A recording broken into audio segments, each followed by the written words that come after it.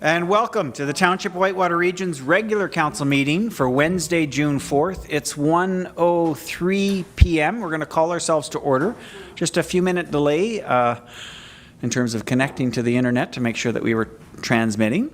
And I will just recognize that we have Councillor Olmsted is not able to be here today. So we have quorum. We're going to proceed. First item on our agenda is our national anthem. If I can please have you stand and face the flag.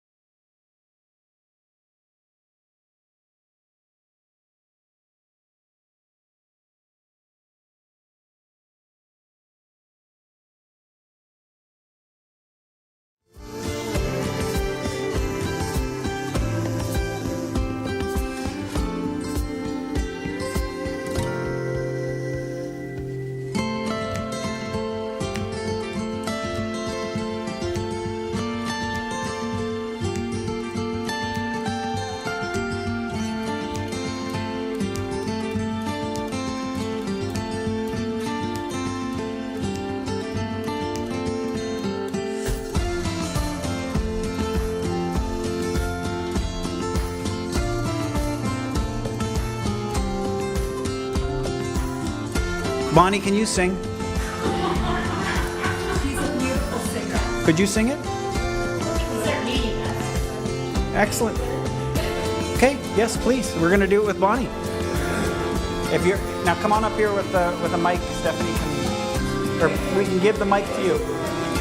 So right there. Thank you, Paul. Okay. So just for those viewers, we are having some additional technical delays with our system to be able to play the national anthem. So just by chance, we have a member of our community present with us today who is going to honor us by singing O Canada for us. So please, floor is yours. Bonnie McLaughlin, thank you. O Canada, our home and native land, true patriot love in all of us command. With glowing hearts we see thee rise, the true north strong and free. From far and wide, O Canada, we stand on guard for thee.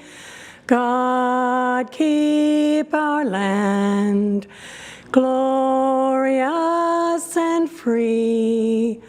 O Canada, we stand on guard for thee.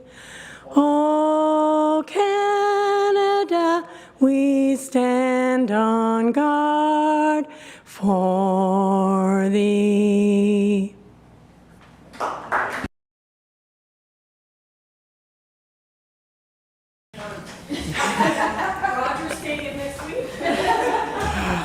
Thank you so much, Bonnie. That was one of the best national anthems that I've had here in my time in the council chambers. Thank you so much for that. Talk about flexibility. Excellent. So speaking of the flexibility, I'm going to ask Councillor Tabbert if she can do the land acknowledgement. As we gather, we would like to acknowledge on behalf of the Township of Whitewater Region and our community that we are meeting on the traditional territory of the Algonquin people. We thank the Algonquin people and express our respect and support for their rich history, and we are extremely grateful for their many and continued displays of friendship. We also thank all the generations of Indigenous people who have taken care of this land for thousands of years. Thank you so much. Next item on our agenda is the adoption of our agenda. The recommendation is that the Council of Township Whitewater Region approve the June 4th, 2025 agenda. Can I get a mover and a seconder, please? Moved by Deputy Mayor, seconded by Councillor Trim. Is there any changes that anyone would like to make to the agenda as presented? Okay, I see none. We'll call for a vote. All those in favor? Unanimous. Thank you. Next is the adoption of minutes. We have an item here from May 21st. The recommendation is that the Council of the Township Whitewater Region approve the May 21st, 2025 minutes. A mover and a seconder, please. Deputy Mayor, Councillor Tabbert. Any recommended changes, errors, omissions from the minutes that are enclosed? Good. Seeing none, we'll call for a vote. All those in favor? Unanimous. Thank you. And I'll just note for the public's perspective, we have one attached committee and board set of minutes from the Muskrat Watershed Council of April 17th. And I'll just ask, we have a rep for that Watershed Council, that's Councillor Tabbert. Is there anything you want to add or share with Council with respect to what's enclosed in those minutes? Nothing to add. Excellent. Disclosures. Is there any disclosures from any member of Council with respect to anything on the agenda today? Good. I see none. That leads us into item 6, which is presentations. And today we are going to be receiving a presentation from Mr. Paul Treboutat. Mr. Paul Treboutat, new member of Cobden, has some input that he'd like to provide us on intersection safety, the County Road 8 and John Street. So, Mr. Treboutat. Sorry, I should have spoke to you before about that. The clerk has spoke to you about the procedures for doing a delegation to council. So the floor is yours. You have 10 minutes. Thank you. Thank you. Mayor Nicholson, and thank you, councillors for Whitewater Region.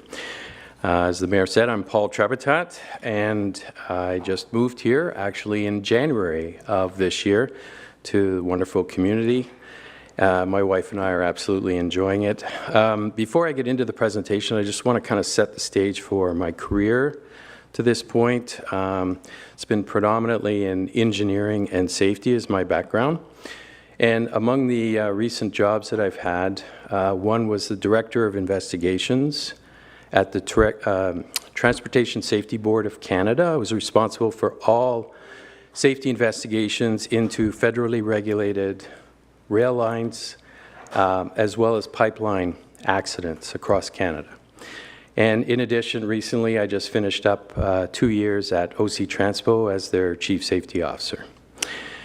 And one of the things that's a common thread through every safety investigation that I have found through my career is that they're preventable, believe it or not. Every accident is preventable. And the differentiator in every case is an organizational culture around doing no harm and ensuring that there's no harm and that public safety is top of mind at all times, including worker safety, right? So let me dive into to the presentation now. Next slide, please. So here's the problem statement.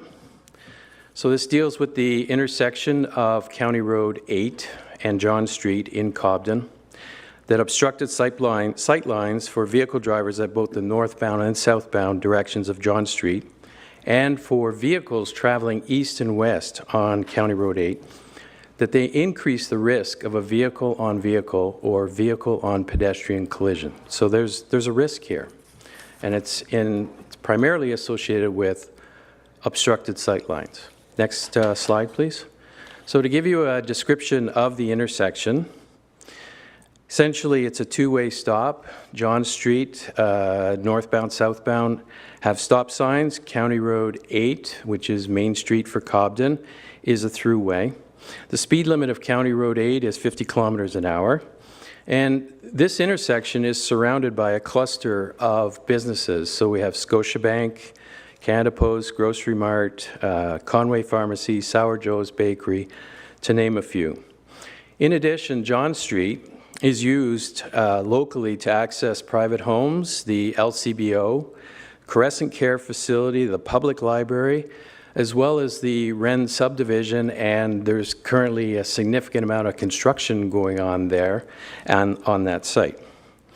The vehicle traffic on Main Street consists of a mix of modes. So you have everything from light passenger cars, light-duty trucks to Class 8 freight trucks. So these are tractor trailers carrying all different forms and kinds of cargo, lumber, machinery, you name it, as well as fully loaded dump trucks that are passing through there. In addition, we have pedestrian traffic there. So we have people crossing the road, trying to get to the post office, go to the grocery store, go to the pharmacy, so on and so forth. And lastly, we have vehicle parking on both sides of County Road 8. Next slide, please. This is just a satellite view here that not a very good representation, but it's the engineering drawing here has been superimposed over top of a satellite image, if you're not aware of where some of the buildings are that I'm speaking of, particularly the businesses. Next slide. So I did a bit of an analysis of the intersection, and I did not rely on specifically accidents or occurrences of accidents at that intersection in the past. My philosophy about safety is about being proactive. It's not about being reactive. If you're being reactive, it's too late. Somebody's already been injured. There's already been harm. And what we want to be able to do in management of safety, public safety, is identify opportunities to reverse or to mitigate the chance that an accident, a life-changing accident, will occur. So I also took some photos of the intersection around a predominantly busy time on a day. So next slide there, please. So the sight lines, you can see in that diagram, the engineering diagram, I've put two blue rectangles there to show a vehicle presumably stopped in the right spot, and drew lines going east and west. Oops. Okay, yeah, drew lines going east and west that represent really the effective sight lines at that stop sign behind the stop line, which is legally what you're supposed to do if you all remember your driver's test. Okay, and you can see that the distance from the point at which you hit the center point of the east and west lanes of County Road 8, it's approximately 50 feet to the center of the intersection. And if you take 50 kilometers an hour and translate that into 15 meters, which is about 50 feet, it means you have 1 second to be able to determine whether you've got a clear access to that intersection and an ability to go forward. And I don't know too many people who can turn their head left and right in 1 second and then make a decision mentally, process that information, and then move forward through the intersection. It's impossible.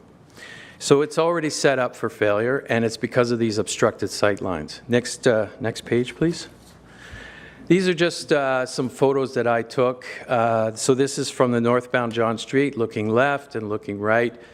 The parked cars predominantly provide a significant amount of obstruction to a sight line. Next slide, please. And I did a similar thing with the southbound portion of the intersection on John Street. You can see on the left-hand photo, you have the grocery mart there. And in fact, there's no car right there in that photo parked in front of the grocery mart. So you add a parked car in front of that ice freezer that's sticking out from the building, you've got a significantly reduced sight line there. Next slide, please. So what are the principles of safe intersection design? Well, I took the top 5 that are from reference materials that I accessed online through open source. And so safety, no surprise, is number 1. It should ensure that you have a safe crossing, for the most vulnerable road users, okay? Predictability. People come to the intersection, they have to know and be able to understand what is expected of them. So that's not just for vehicle users, that's also for pedestrians. And I can tell you right now, there are no crosswalks at that intersection. Visibility, so we just talked about that, unobstructed sight lines. Multimodal, so an important consideration is that traffic controls are based on equitable consideration of all street users, right? And we want to look at it from the point of view of focusing on the movement of people rather than vehicles. Lastly, accessibility is very, very important. And the tactile plates are there at the four corners of the intersection. But again, there's no crosswalk. Next slide, please. So what are my concerns that I'm bringing forward regarding the safety, public safety at this intersection? Sight lines, east and west, north and south. The concentration of businesses at peak times during the day, Monday to Friday, generates a lot of traffic and a lot of movement. The absence of pedestrian crossings, crossing markings. Also, County Road 8 is a connector road between Highway 60 and Highway 17. There is a lot of truck traffic going through there, and I have an app that has a photo radar capability on my phone. Did a little scrutiny of speeds going down that road, and I can tell you that it was exceptionally rare to see anybody traveling less than 50 kilometers per hour speed, okay?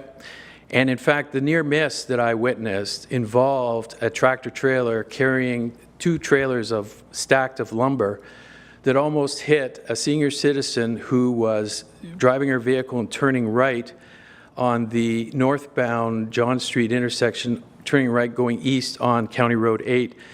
And the truck driver the only way he could avoid the accident, the collision, was he had to go into the oncoming traffic lane and lean on his horn, and by the stroke of luck of God, nobody was injured. But I can tell you the senior citizen operating that vehicle that turned on to County Road 8, she was scared.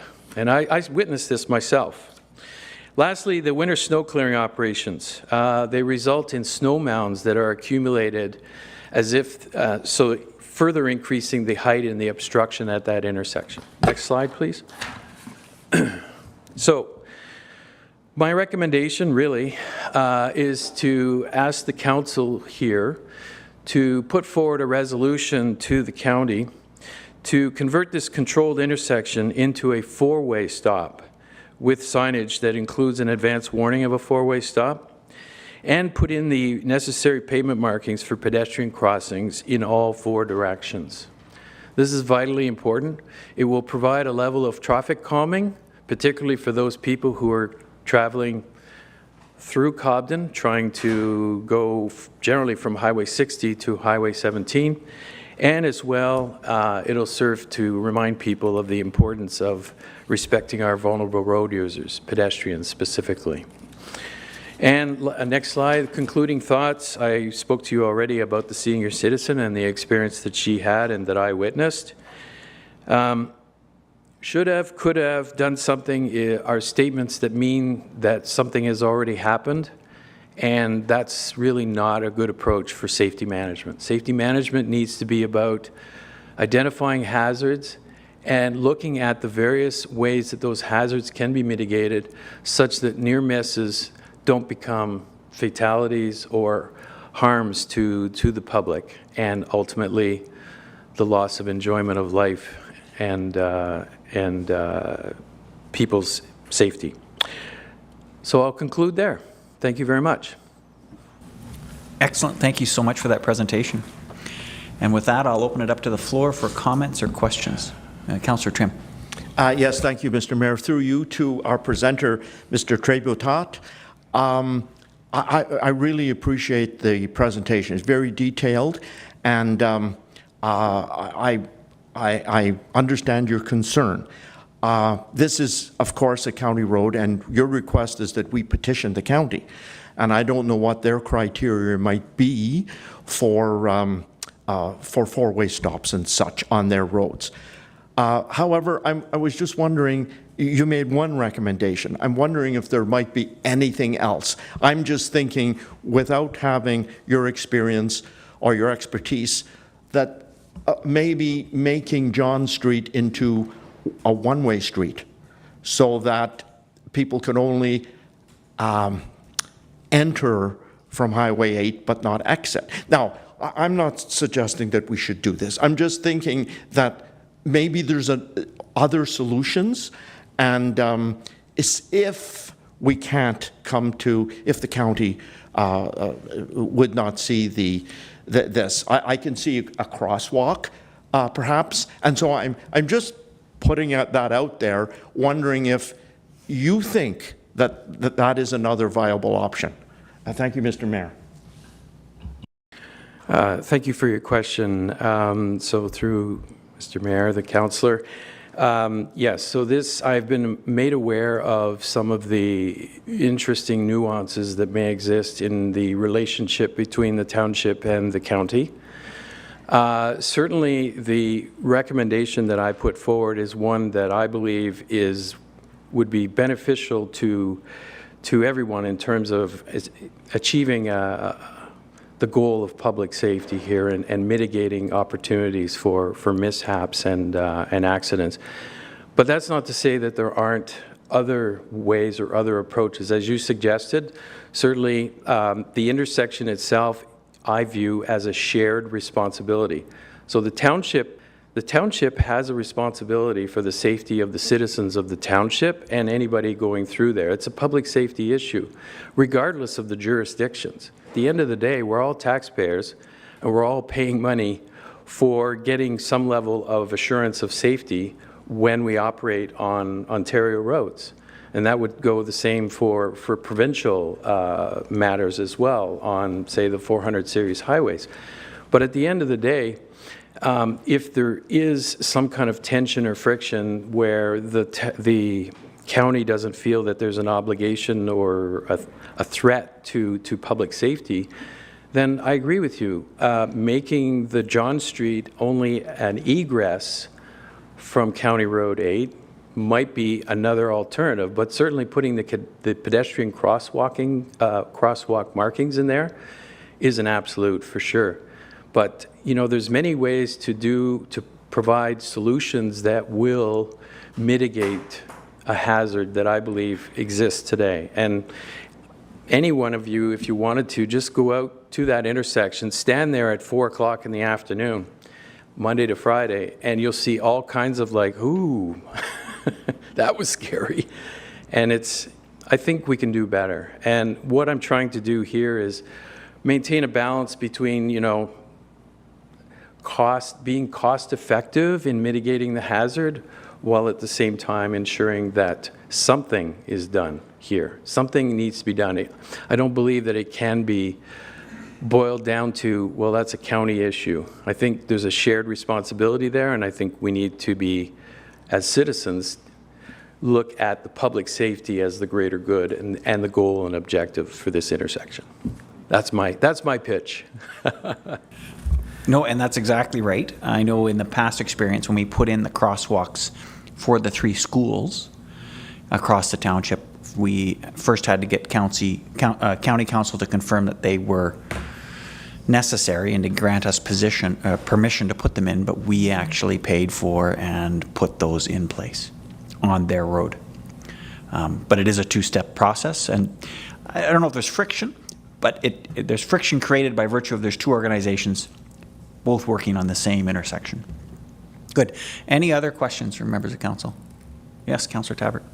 Can I follow up on his suggestion that we do a recommendation to the county to investigate, to convert this to a controlled intersection?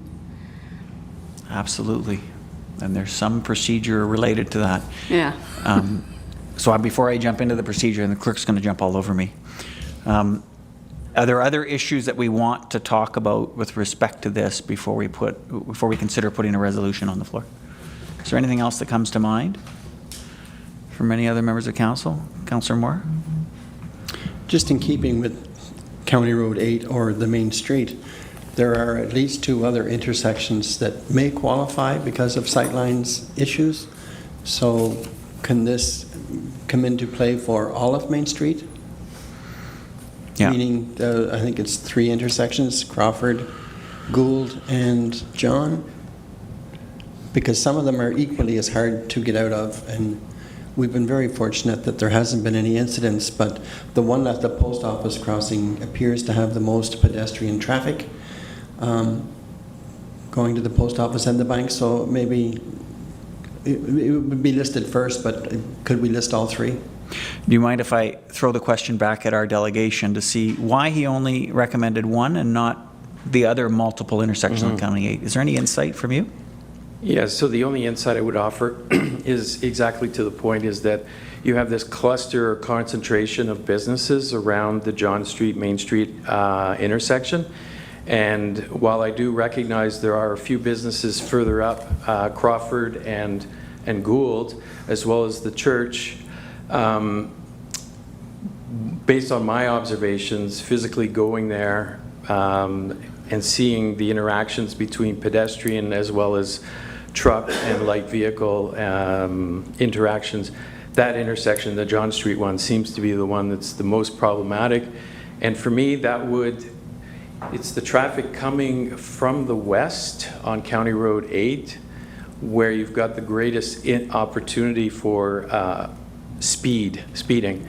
And certainly photo radar would be a wonderful thing, maybe a good revenue generator, but I'm not sure that there's a willingness to go down that path just because of the costs that are associated with that. But at least with stop signs at John Street, there would be an opportunity for traffic calming. Because one of the things that having been through some accident investigations in my previous employments, is that you're mentally processing at 80 or 90 kilometers an hour when you're coming in through from the west. Your brain needs time to adjust to what 50 kilometers an hour feels like. And so people are not speeding, I don't believe, out of malice. They're speeding because their brain just hasn't gotten adjusted to what 50 kilometers an hour feels like as objects are going past you. And so I think from the western approach, certainly John Street was my area of focus because I saw the greatest opportunity for risk there. Traffic coming from the east have to go through the traffic light, and they've got a hill to climb up and then a corner to navigate.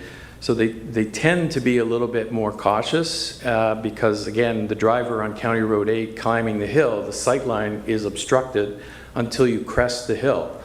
And so there's a bit more of I think, a chance that the driver is not going to be speeding coming from the east direction.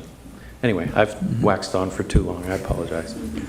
No. This is an opportunity for our residents to be able to provide input to council. This is exactly what we hope for.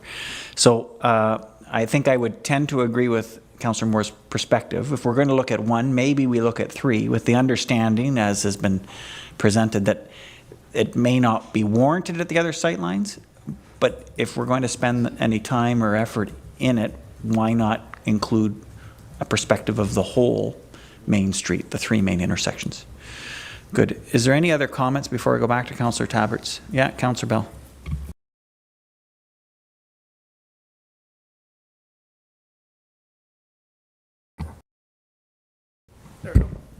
I was just wondering if staff had any insight as to whether these intersections have already been looked at in the past, or whether there's been any communication with county staff on, because that intersection's been probably an issue for a while. I know I've heard complaints about that intersection before, so I'm just wondering if there's a history with this intersection and talking to the county, or whether there's already been an investigation done. Perfect. And just before I turn the floor over to the Manager of Public Works, can you also advise on the process to ask county? Is there a cost involved? Yes, thank you. I just want to start off to the presenter. The presentation was really well done. To the question of the county, so when the request came in from, it was presented because they did the county intersection and Ellis County Road. It was presented the complaint of concern to the county Renfrew. They say that there's been no previous warrant done on the County Road 8 in the past, and to the cost for the process and the cost, the lower tier municipality would have to pass a resolution to the county to actually do it an investigation on the intersection and the concern, and the cost is $750, I believe, per location. But I do have a meeting coming up with the director for the county to understand if you can loop in the entire Main Street, or if it's $750 per location.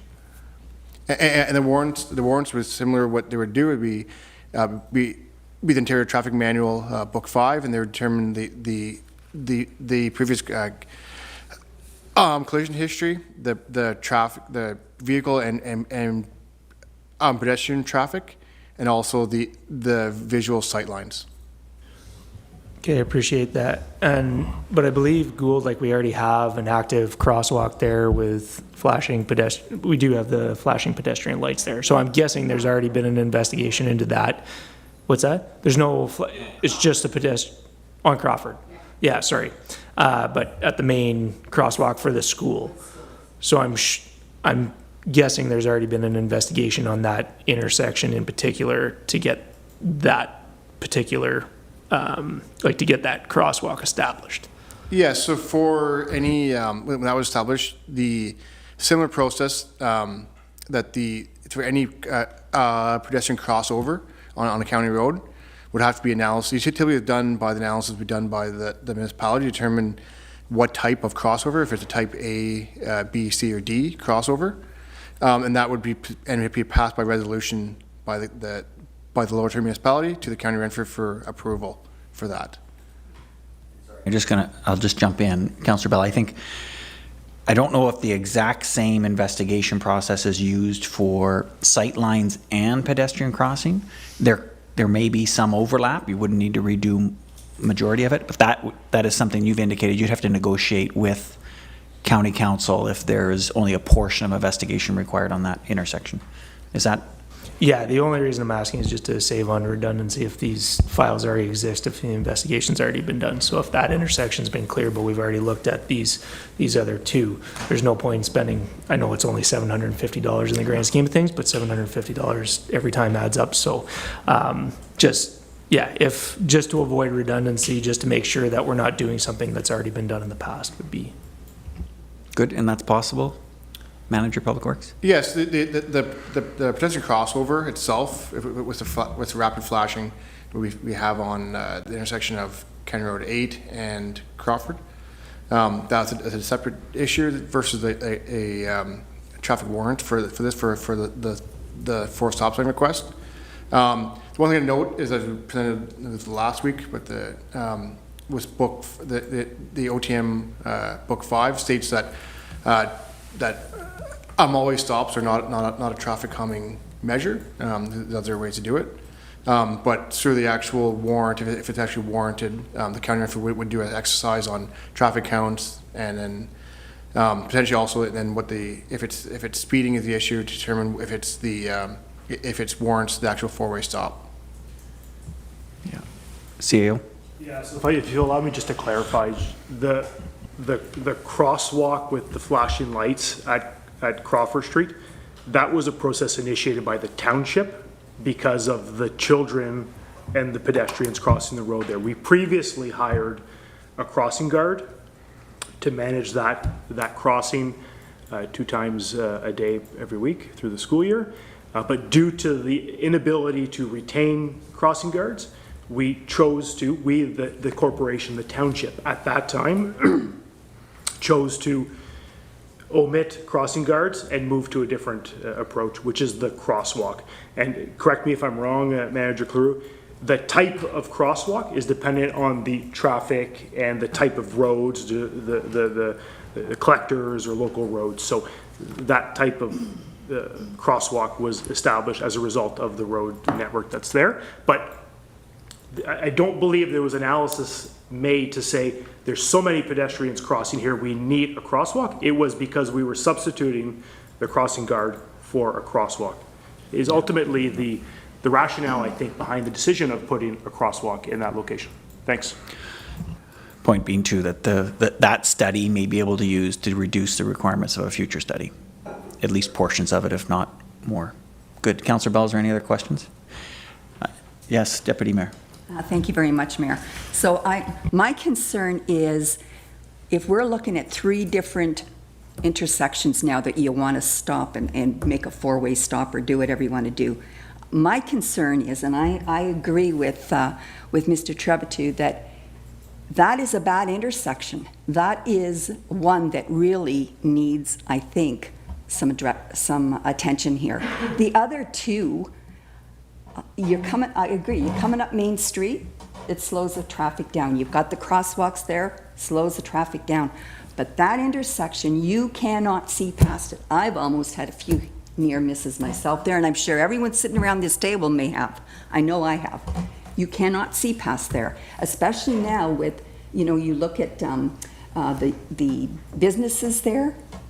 When those are full, like when those cars are full, you cannot see. You cannot see there. You cannot. You can be right out on the middle of the road before you can actually see a sight line there. So I think it's a very valid, and I would be certainly in favor of doing something there for sure. At that intersection, I'm not concerned about the other 2. Maybe I'm missing something, but at that one, 100%.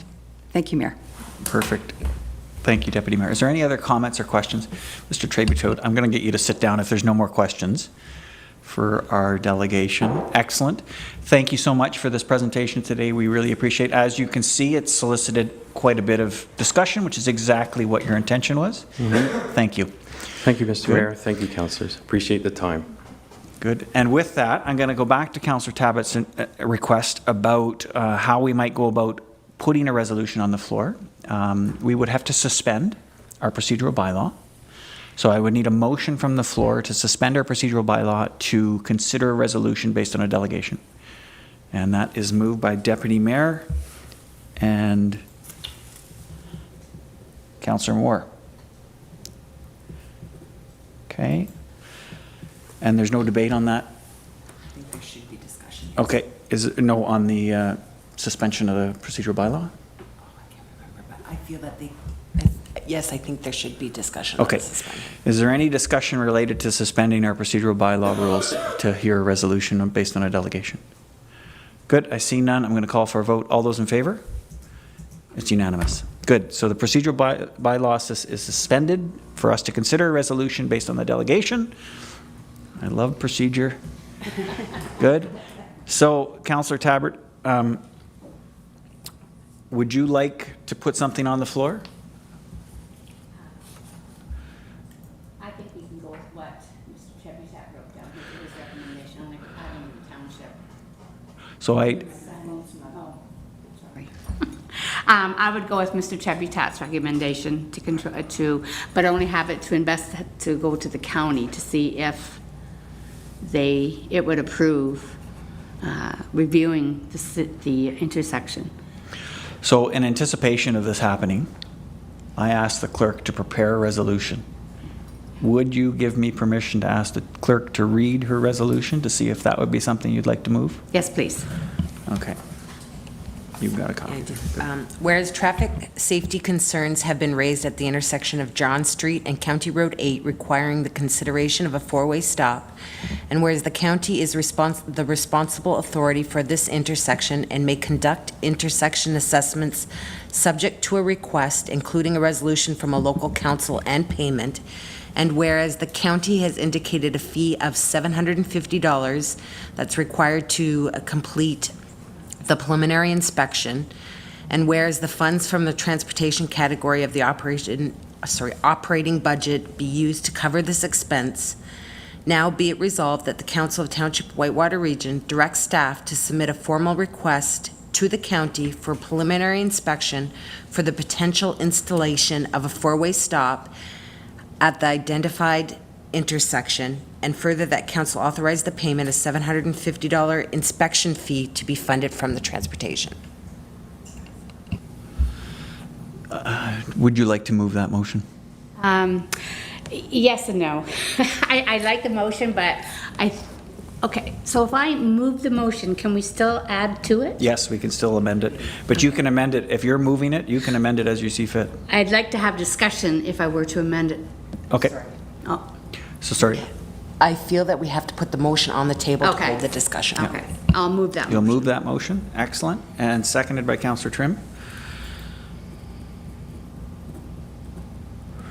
Good. Now we will hear questions, and I'll go to the mover first. Yeah, while I do agree with that, I'm just wondering, I'd like to have discussion on if council's in favor of having the other two intersections reviewed, whether or not we should add those into being looked at as well. But I'm thinking that if the traffic is coming from the lakeside, whatever direction, from the lakeside, if there's there will be a sign posting saying stop sign ahead or stop ahead, we really wouldn't need to investigate because they know they have to slow down anyway. So I'm just thinking, I just wanted to put that out there that maybe we don't need to investigate the three, just the one, because coming up to it, you would have a sign that says, you know, stop ahead. So that would be calming enough, I'm hoping. Excellent. Anything else, Councillor Tabbert? No, and I'll go to the seconder, Councillor Trim. No, thank you. Any other comments from anyone else? Good. I'm just going to, if no one else has any comments, I'm going to give Councillor Tabbert a comment back on 3 versus 1. The only reason I would offer that we ask council or county council to consider all 3 is that if there is going to be some recommended change to parking, where cars should park, they might as well look at all 3 intersections at once rather than changing it and then realizing we might want to make a similar change somewhere else to facilitate sight lines. I would rather look at the street holistically, even though I completely agree the westbound or the traffic coming in from that end of town is the dangerous traffic. I'm just thinking if we're going to pull these guys out, let's get them to do whatever they have to do in all 3. The traffic count's going to be the same in all 3. Like it shouldn't be that difficult. And I think staff would work towards trying to make sure that fee was either only $750 or as low as possible. Is that? Yeah, I understand what you're saying. Okay. Does anybody have any comments or questions about that? Good. Would you like to amend it to that effect? Yes, to amend it to investigate the intersections of Crawford and County Road 8 and Gould and County Road 8. Good. You can make those changes. Yep. Okay. Is there any, so that's a move to make that amendment. Is there any, yes, Councillor Trim seconded it. Are we considering a friendly amendment? No? Okay. I'm just agreeing with the change, if that's appropriate. Yeah. Okay. Can I consider it a friendly amendment? I'm looking for nods. Yes. Yes. Okay. So it is amended to include all 3 intersections at staff's discretion in order to save some money. I can't take questions from the floor.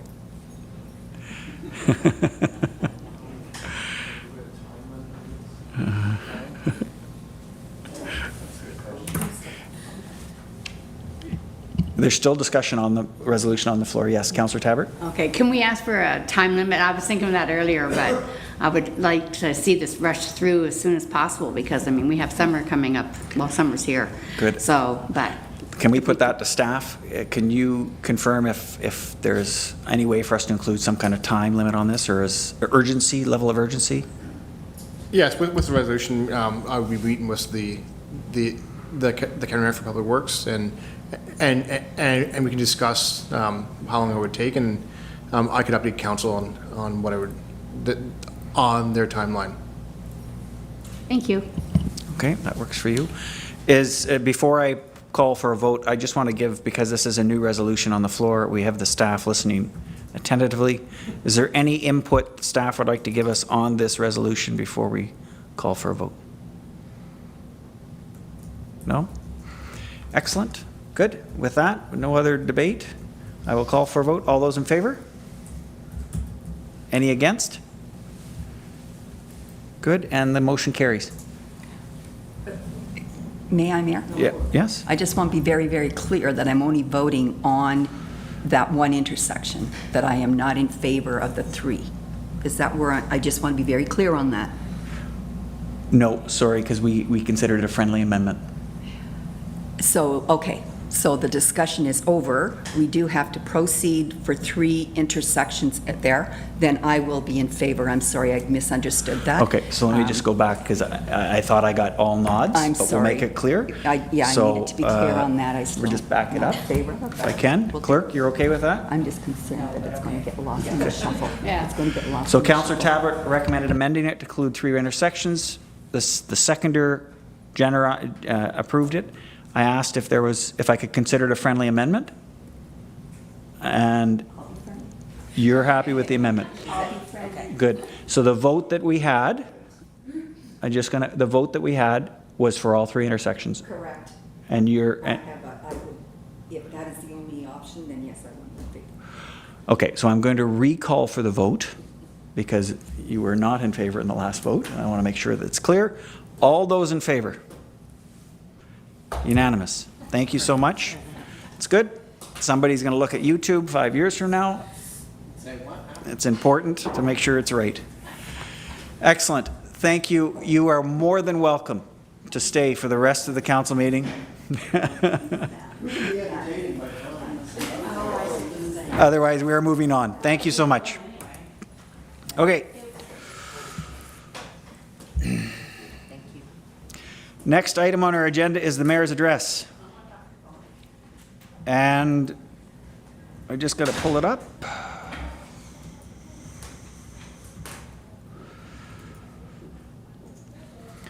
Since our last council meeting on May 21st, I attended 12 meetings and events on behalf of council. I also attended a Renfrew County District Health Unit Board meeting on May 27th, a County Council meeting on May 28th, and attended the Federation of Canadian Municipalities Conference May 29th through to June 1st. So I spent a lot of time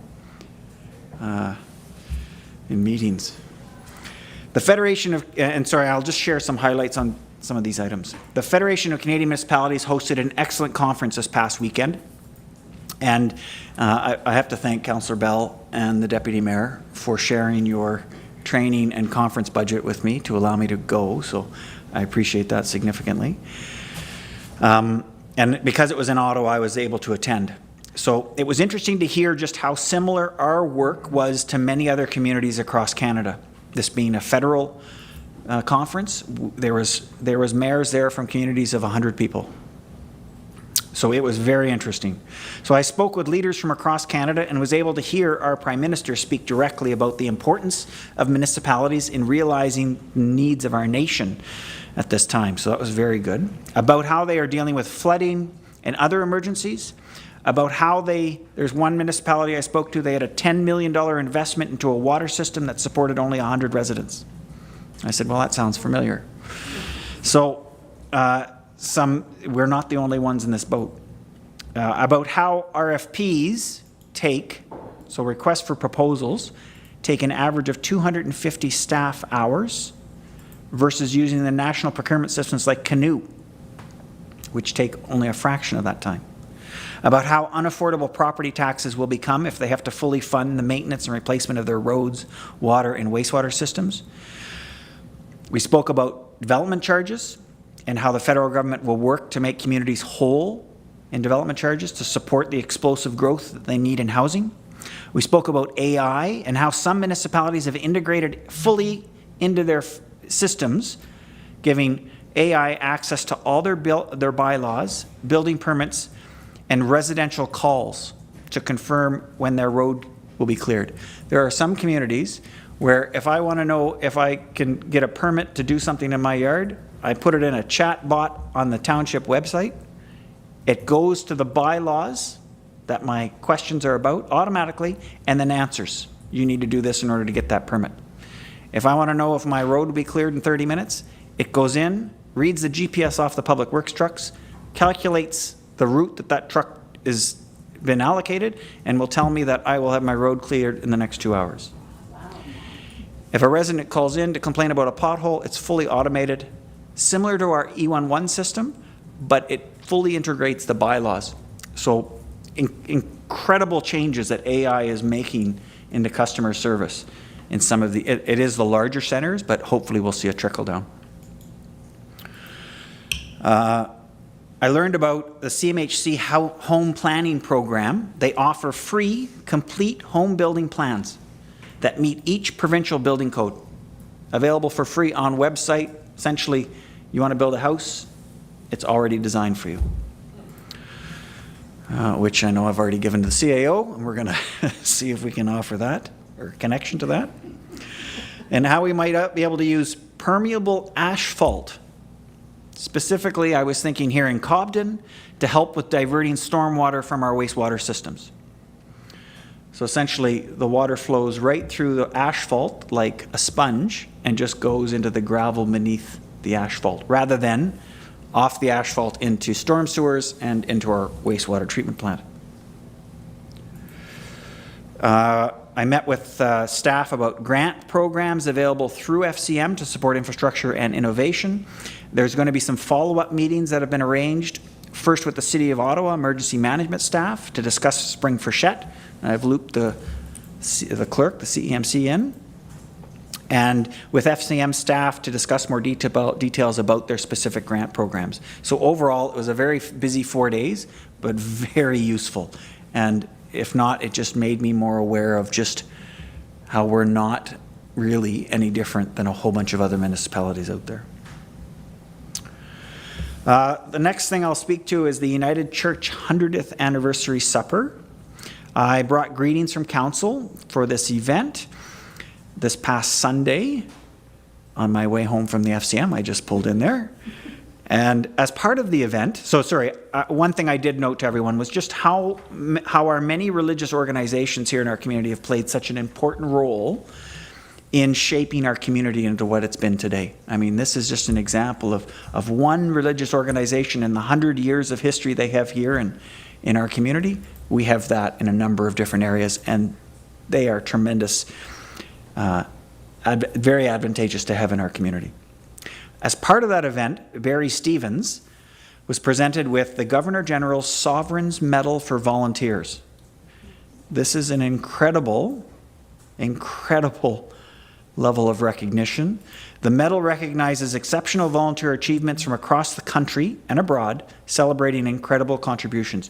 Barry was recognized for over 50 years of volunteering within the St. Andrew's United Church as their choir director and trustee, 7 years with the Lions Club, 15 years with the Beachburg Agricultural Society, 20 years with the Valley Harmonizers Senior Barbershop Chorus, and 15 years as a 4-H Beef Club leader. And here's the family. I can't even imagine. So this is an incredible award to have been presented to one of our residents, and I believe it's symbolic to the tremendous volunteer contributions and commitments that we have across our community, and I just wanted to publicly recognize that for council and our community. I did take some pictures. I haven't sent it in to staff yet to put on the Facebook page, but I will when I have a second to sit down. The papers were also there, so we'll see it probably next week. Next, June is a very busy month, and I just taken 4 examples of what's being recognized nationally or provincially. So first off, June is Pride Month. Then Whitewater Region acknowledges and honors the resilience, diversity, and contributions of our LGBTQ+ community members. Inclusivity and equality are values that strengthen our community, and we remain committed to fostering a safe and welcoming environment for everyone, no matter their gender identity or sexual orientation. June is also Seniors Month here in Ontario, a time to celebrate the invaluable contributions, wisdom, and experiences of the older adults in our community. Just like Barry, seniors play a vital role in shaping our neighborhoods, our families, our traditions, enriching our lives with the knowledge and dedication. We recognize the importance of supporting our seniors residents by fostering an inclusive and age-friendly community. It's also Recreation and Parks Month. Here in Whitewater, we recognize the importance of accessibility, inclusiveness, recreation for everyone, from our parks to our local trails to sports leagues, community events. We encourage everybody to get outside, explore everything that happens here in Whitewater Region, and take advantage of the programs promoting physical and mental well-being. And the last one I will recognize today is Men's Health Month. A crucial time to highlight not only physical wellness, but also the importance of mental and emotional health. So we encourage all men, myself included, to take proactive steps in caring for our mental health, whether it's through seeking professional guidance, engaging in self-care practices, or simply having honest discussions with friends and family. So those are just 4 that I decided to highlight today. There are others, and maybe I'll include them in next council meeting. But that ends my mayor's report. Is there any comments or questions from any members of council? Good. That is that. Thank you. Good. Next item is public comments. Clerk, is there any public comments? Oh, I've received none. Excellent. And then we'll jump into the reports. First one is 9.1, the Cobden Arena multi-year contracts. So the recommendation is that the Council of the Township Whitewater Region authorize the mayor and clerk to execute multi-year Cobden Astrolab Arena agreements with 1, Future Sign Multimedia Displays Incorporated from 2025 to 2030 for an advertising screen, and 2, Live Barn from 2025 to 2031 for installation of a streaming service for live video cameras. Mover and a seconder, please. Moved by Councillor Bell, seconded by Councillor Tabbert. Manager, Community Service. Thank you, Mayor. For a bit of background, Future Sign, in 2017, there was an agreement already previously instated that installed the digital screen, which probably everybody has seen in the Cobden Arena. 70% of the screen is for us to use, and 30% of the screen is used for digital advertising. The advertising on the screen is done directly through the company who gives us the screen. It is provided at no cost to us, and we don't have to work to try to find the advertising for it. We just use the screen, 70% for our own use, advertising, events, and use within the arena. Live Barn is a video streaming service.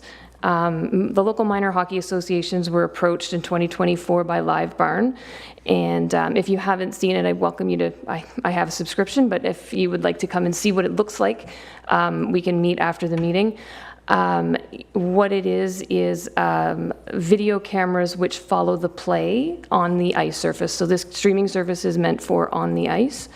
The installation of the cameras themselves and all of the internet requirements that are for them is taken care of through this company. So they install a separate internet line, and all of the equipment is provided from them. The town of Renfrew and the town of Arnprior are currently using this service. So the fees, as far as they go,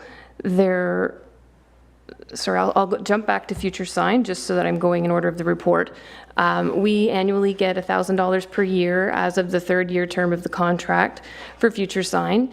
And so that is the revenue that we generate from just having the TV screen. So the revenue that they generate is through the advertising, and then they pay us the $1,000 per year plus HST for the use of the screen in our facility.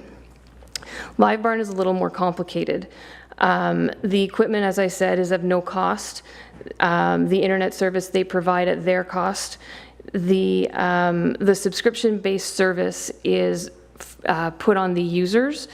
So as a hockey parent or as a skating parent or in the cities, it's used on any of the facilities for lacrosse, whatever you're using the facility for in the summertime. You can pay a monthly fee or a yearly fee. The facility itself is given a discount code. So when you go into the facility, you register as a user online using the discount code. That discount code will put your account through to that specific facility, and the revenue that you are paying is generated at a 10% discount. 10% of a discount is given for you using the code. And then the revenue based on the code use is given to the facility that you're registering it through. I don't have a way to estimate if there will be any revenue from this agreement. Live Barn has been very accommodating. I did ask for a couple small changes in the contract to be able to accommodate advertising not being so specific, and if there was another opportunity for a viewing service to come in, like if we had a big event and we wanted to have a live stream that would be separate from this agreement, they will work with us through this. So I don't foresee any issues with that. We have changed some wording. and the agreement is specific to automatic cameras and not like a camera crew coming in. So this agreement would be for another streaming service that would offer the same, be in competition with them, if that makes sense. So the mom and dad who are standing along the arena boards and live streaming their game through Facebook or however they're doing it, is not the same. We're not blocking those people from still doing that, which happens on the regular. In addition to that, this service is going to give us a login. So we'll have access to, if something happens on the ice, we'll have a video camera on it. Generally, we'll be able to go in and see. The users themselves can block or black out their ice time if they don't want it to be available, because at any time these ice times would be available to use if you choose not to black them out. You can watch your dad playing gentlemen's if he so chooses to allow you to do that. You can watch your child, and in my case, I'm a member because my husband and I frequently split locations, and I'm in one place and he's in the other, and we're watching it in front of us and on the phone at the same time. But that's the life of hockey parents. So what I've put in here, I did ask for some feedback from our minor organizations, and we did receive some feedback from ACES, and that's all in the report. They're supportive of this initiative, and I will share this initiative alongside the other two facilities. I can't tell them what the revenue would be. If Beachburg and Westmeath, if they're interested, they could do this as well. But I'll pass along the contact information and the draft contract so they can see what it is that's involved, and they can go from there. Minor hockey in general will leave all of their ice unblocked so anybody can see. Some of the other renters might want to block their ice. The school generally blocks their ice use and those types of things. So staff would have a login. They'd be able to block and unblock as they needed. I also included the slide deck, so if you'd like to go through, there is an information link in there provided from LiveBarn, so it has a bit more information on what they offer. I mean, if you're really hardcore, you could go in and get a 30-second clip downloaded of your player on the ice, and they will provide you with an AI description of the play, and it's a bit detailed, but that's another thing that they offer through their service. So as staff, my benefit is a potential revenue source as well as a video camera in the facility on the ice surface when or if, potentially never needing, but it's there. So we have provided the contracts and draft, and again, the financial implications are limited, minimal, none. The revenue would come back as subscriber revenue based on if anybody registers through our contract. So the next steps would just be to sign the agreements and move forward with the installation prior to the ice-in date for September. Thank you so much. And Councillor Bell, any questions, comments? No, I think they're both good initiatives to get on. That's one thing that I didn't think about whenever saw the report, was having the camera in the facility full time. Having eyes on, especially when liability is such a big issue these days, it's probably not a bad thing to have. So, appreciate both initiatives there. Councillor Tabbert, seconder. I'm in favor of this. I think it's a great idea. Perfect. Any other comments from Deputy Mayor? I agree. It is a great thing. I just want to add that I have 2 grandchildren that live in Kingston, and we were able to watch most of their games all season. So it's a wonderful thing to see, and I know you use it all the time too, Stephanie. But it's very, very good. So I'm in favor of it for sure. Thank you. Good. Any other comments? I just have 2 that I thought of. The egg societies could use it for their fair, if that was something that it could be unblocked if someone wanted to watch the cattle show, as long as they had a subscription. Yeah, so that may be another service that could be offered. And the other question was just about recording. Is the content recorded off-site, like saved off-site? Do we have to worry about any of that? I don't know where it's stored. I didn't ask those questions, but it is stored for a long length of time. You can go back months on the recordings. I can find out that detail to just confirm, but. and it's part, sorry, I just want to make sure that users who agree to have it unblocked and have their activity recorded and saved, when they sign their agreements, they're all acknowledging all of that requirement? They will provide us wording to add into our agreements that substantiate that, yes. Yeah, and I'm just thinking of a situation where there may be a injury or something on the ice that ends up becoming a legal,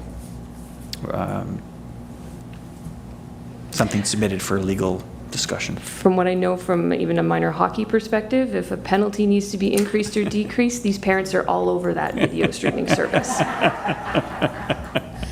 Okay, excellent. If there's no other comments or questions, we'll call for a vote. All those in favor? Unanimous. Thank you. Next item is Municipal Housing Infrastructure Program, Health and Safety Water Stream. The recommendation is the Council of Township of Whitewater Region direct staff to apply for a grant under the Municipal Housing Infrastructure Program, Health and Safety Water Stream for the Cobden Water Treatment Plant Upgrade Project. Mover and a seconder, please. Councillor Moore, a seconder. Sure, Councillor Bell. And I'm going to go to, Superintendent Nicholson. Thank you. Thank you, Mr. Mayor. So to provide a little bit of background, the province of Ontario is providing $175 million in funding through the new Health and Safety Water Stream under the Municipal Housing Infrastructure Program. This is the second stream that MHIP, has been provided under the MHIP program. So under the first one, the township was unsuccessful in securing this grant in 2021 for the Astrolab Revitalization Project, which had requested 50% of the funding for that project in the amount of $2 million. This next round, the Health and Safety Water Stream funding will help municipalities build, expand, and rehabilitate aging water, wastewater, stormwater, and flood and erosion infrastructure.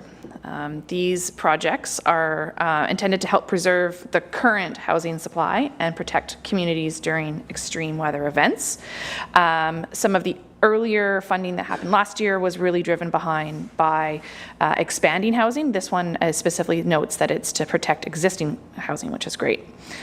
Eligible projects under this stream of funding must include a capital component and must include some pre-construction and planning design work and may also include planning and construction design work. One of the biggest things in this program is that it must protect and maintain housing units that would otherwise be compromised by health and safety risks. And the projects need to demonstrate climate resiliency, and they can also include new construction projects, rehabilitation and repair, or expansion. So it's a pretty broad program as far as what types of water, wastewater projects are eligible, whether it's new or rehabilitation. One other item is that it must be in the process or be completed, or design and planning phases must be completed. So we have a number of projects that we are sort of have started some of that work, so they would fit the bill here. As mentioned, eligible assets for this stream include drinking water assets, so our treatment plants, distribution pipes, wastewater assets being pump stations, lift stations, treatment plants, stormwater assets, as well as other things like dams and things for flooding.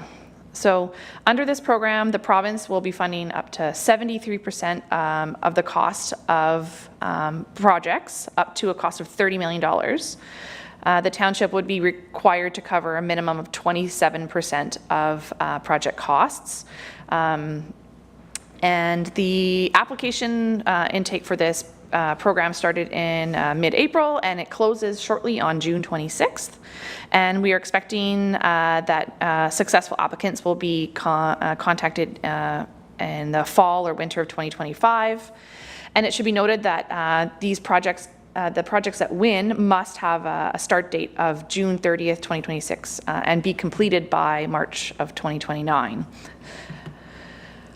So staff, including the CAO, treasurer, myself, and the manager of public works, met to discuss, we discussed the number of projects that could fall, that would be eligible for this program, and we identified 4 The first being the Cobden water treatment plant upgrade. The second being the Cobden elevated storage tank recoating project, the Southeast Cobden rehabilitation project, and the Beachburg Road water main replacement project. So just a little bit of background on each of these projects. So the Cobden water treatment plant was originally constructed in the late 70s and underwent an expansion in 07-08. So the treatment process at this plant consists of 2 packaged treatment units using conventional coagulation, sedimentation, filtration. And in 2024, JL Richards undertook an engineering study at the water treatment plant to assess the condition and the performance of the water treatment plant. And in their report, they noted that the filter number 1 was listed in very poor condition and nearing the end of its life expectancy. In addition to the filter, JLR noted that there was approximately $950,000 of assets in the rest of the water treatment plant that required replacement or repair. So the assessment also evaluated the future system's capacity, and it also identified other emerging concerns that could be addressed in the replacement or repair of the existing plant, including harmful algae blooms, trihalomethanes, and manganese. And these are a number of things that township staff have been becoming aware of over the past couple years, and could be addressed in the upgrading of this plant. So JLR indicated that the filter can be refurbished, however, that it wouldn't address any future water concerns, including THMs or manganese. And once refurbished, the life expectancy of the plant would still remain unknown. As we mentioned, the original plant was built in the 1970s, and filter number 1 is the original filter. Staff have estimated that the cost of the proposed upgrade, which would include a completely new filter 1 and potentially some ability to address these other emerging concerns like THMs and manganese, at a cost of $5.5 million. And that which includes engineering and contract administration. It should be noted that the investment will also address, as it addresses the concerns that I've discussed above, replacing this aging infrastructure will also include like a SCADA system, which is supervisory control and data acquisition system. So not only would it fix filter 1, but it also address some of the other aging components in the plant. And then just an overview of a couple of the other projects. The Cobden elevated storage tank is another one that's identified in our capital plan as requiring some work.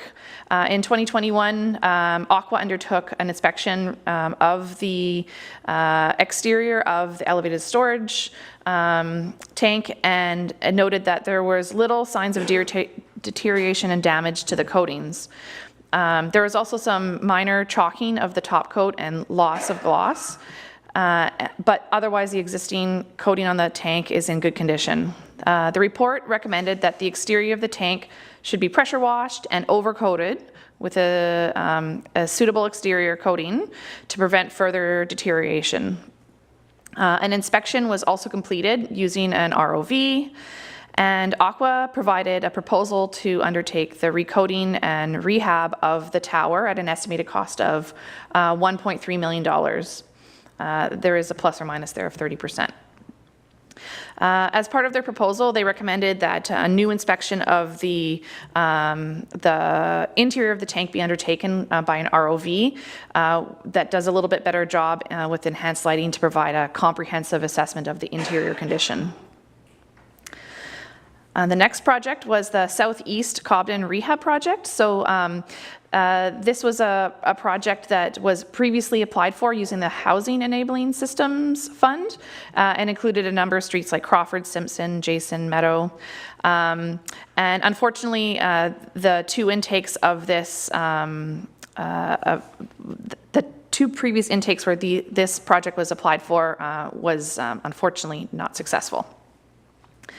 And the last project that we've considered that might be eligible for this grant funding is the Beachburg water treatment replacement.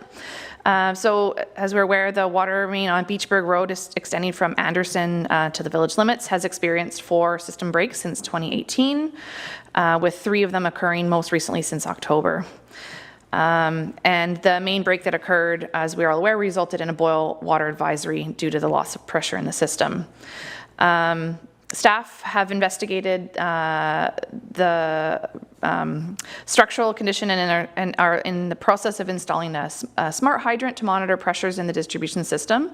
And we have an initial estimated replacement cost of $400,000 for that project. So going forward, staff are recommending that we submit an application for the Cobden water treatment plant upgrade project, as it most appropriately aligns with the funding stream's criteria, particularly in terms of addressing the health and safety aspect of the funding. And it does demonstrate a strong technical water system merits that are outlined in the guidelines of the guideline for the proposal, or for the grant funding. So the township is in the process of, we've requested letters from a number of developers, the Ministry of Environment, as well as Watson Associates in support of any application that's made. And so the township's portion of our funding would be 27%, which represents $1.485 million. The funding stream does allow stacking with other federal and provincial grants. Of note, recommendation 3.7 from the Water Task Force advised us to investigate the affordability of the current system to inform and support grant application processes. And the 2025 Water and Wastewater Rate Study identifies this project as one of the 3 main components of the capital investment program. The study outlines a planned expenditure of $2 million in 2028 for the Cobden water treatment plant upgrade to be financed through a debenture.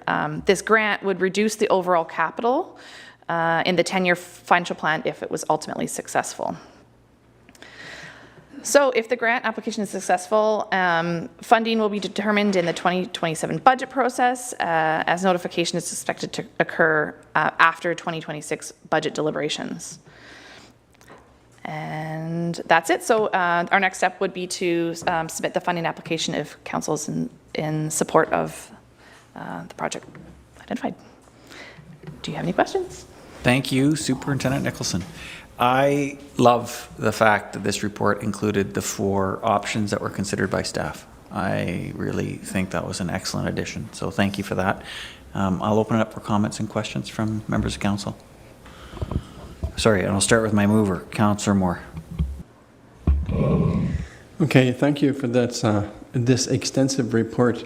I am in favor of your recommendation going under health and safety, that we do proceed with the grant application for the Cobden water treatment plant. I think that's something we can't ignore, especially with the original filter from the 70s. I think it's to our advantage as people in charge. We should think of safety first. So I agree with your recommendation. Thank you. Councillor Bell was the seconder.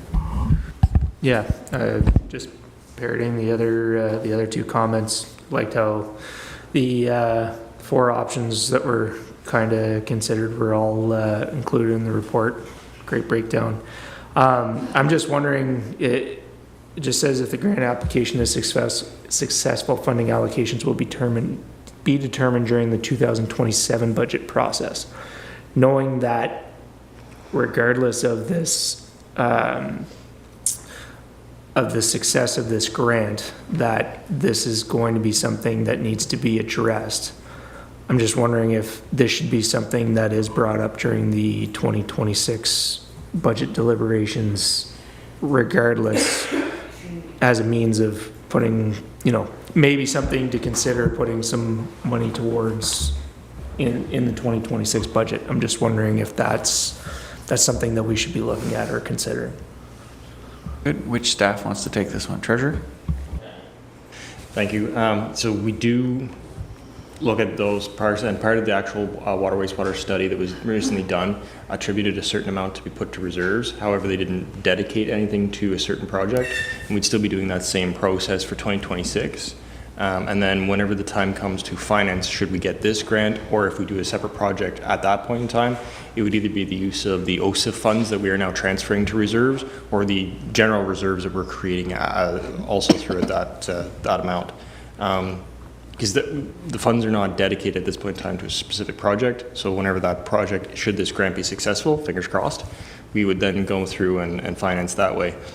And I had mentioned to the Manager of Public Works that whenever we go through the actual end financing portion, if we are able to direct more reserve money towards the project or allocate other grants towards it, it eliminates the size of that debenture and ultimately eliminates some overall carrying costs to the users of the system. So we've been discussing those different financing models for that size. Sorry, but just to go to his question, we can look at that prioritization, have that discussion as part of 2026 Yeah, we will. budget discussions? Yep. That's good. Okay, excellent. Any other questions from the floor on this? Councillor Trim, you had your arm up earlier. It was answered, thank you. Okay, good. Nothing else? I just had and more for the public that might be reading this report. I just wanted to go into the Southeast Cobden rehab project. I love that title because that's exactly what it is. And I get questions from people from Cobden about those streets. I just had some at lunch. And the fact that we're trying to raise funds to work on the waterworks underneath the roads before we fix the roads. It makes sense. We don't want to waste money. What do we have a plan to address that? I know it's not deemed as the one that you recommend for this grant application. How do we fund that rehab project then? Is there a plan?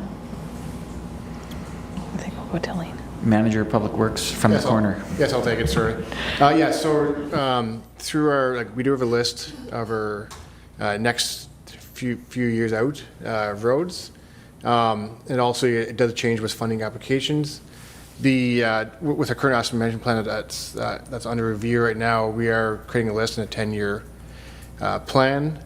The one note in that project, the one street that's on a higher level is Crawford, for the entire stretch of Crawford Street being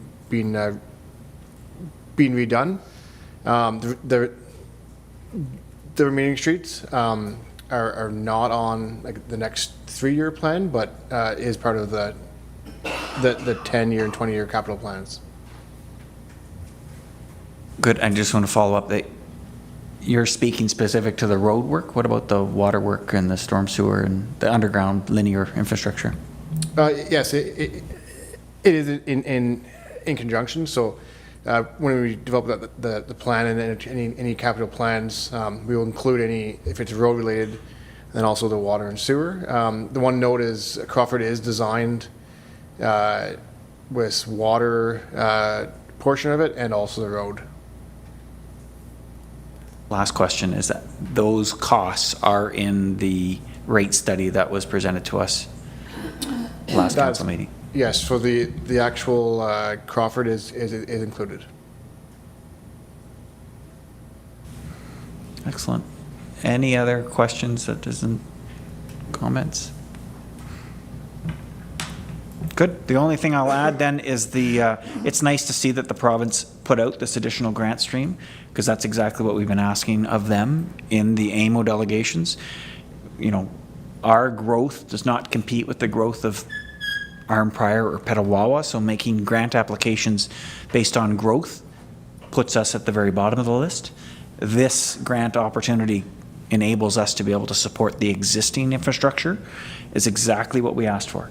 So we'll continue to advocate for that. We've asked for a delegation with Minister of Infrastructure, and we'll continue to send this same message using the Cobden storage tank and the Southeast Cobden rehab project as two other examples that we can bring up. Good? With that, we will call for a vote. All those in favor? Carried unanimously. Thank you. Good. Next report. Everybody's okay to continue? Okay, we're going to keep going. Site plan control approval for 503 Rafting Road from Summerhill Resorts. The recommendation is the Council of Township Whitewater Region approve entering into a site plan agreement with Summerhill Resorts Limited to permit the redevelopment of 503 Rafting Road. Mover, please. Moved by Councillor Moore, seconded by Councillor Trim. And our CAO, please. Yeah, thanks so much. So what we have before council is a revised redevelopment plan for the property held by Summerhill Resorts, located at 503 Rafting Road. What will be noted in the report is back in November 2021, which would have been the previous term of council, there was an approval for a site plan agreement with Summerhill for the redevelopment of the property. The property is 328 acres. Fronts along Brooms Creek and the Ottawa River and is the former site of Wilderness Tours. In 2021, the approval that was provided was to develop park model trailer sites in the existing developed trailer sites. So at that point in time, they hadn't completed all the necessary assessments and reporting to support the redevelopment of the entirety of the site. So what they've chose to do in 2021 was just redevelop the existing serviced and unserviced sites. Since 2021, together with JP2G Consultants, Summerhill Resorts, JP2G Consultants and other engineering firms, Summerhill Resorts has filed a new site plan application in 2023 for this revised development plan. In 2021, there was a total of 62 trailer sites, 6 chalets, 2 cottages, and the main commercial building and pavilion. So the resubmission essentially comprises, as part of the first phase, what we're approving here, what we're seeking approval for here today is phase 1, which would include 60 fully serviced sites of a total of 352 proposed trailer sites. So on the sketch that's provided with the report, all those rectangles are sites. There's 352 of them, but the first phase is 60, and the 60 is identified on the second schedule as those properties shown in a gray and light blue.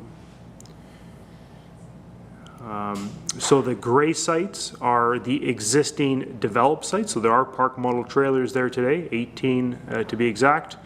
They exist. They're occupied through the summer months. And the blue ones are the proposed sort of new sites, if you will, or relocated sites. And there's 42 of them, and they're fronting on the Ottawa River primarily. So total for this revised phase 1 is 60 fully serviced sites. It includes 2 existing cottage beach houses, the Rafters building, which has been converted to a restaurant and other uses, the existing roads, wastewater treatment facilities and water facilities, and then the outdoor recreational facility. So the site will continue to operate as it did before, just we're relocating these approved sites. Noted in the background section of the report, it speaks to a variety of reports and assessments. So there's been comprehensive review of the site, including archaeological assessment, site servicing, stormwater management, slope stability along Brooms Creek, environmental impact, and the like. So where we stand today is all of the matters to support the development of these 60 sites has been complete, except for one item, and the one item pertains to the Endangered Species Act. So the project consultant through JP2G is actively engaged with the Ministry of the Environment to advance this approval, but it is still outstanding. And it is common practice that in our site plan agreement, that the body of our agreement, which is attached to our council agenda today in the bylaw section of our agenda, to include a provision that makes it the owner's responsibility to comply with ministry requirements. It's not common that, it's commonly that we communicate the ministry requirements to proponents, but it's the owner who will act directly with the ministry to fulfill ministry requirements.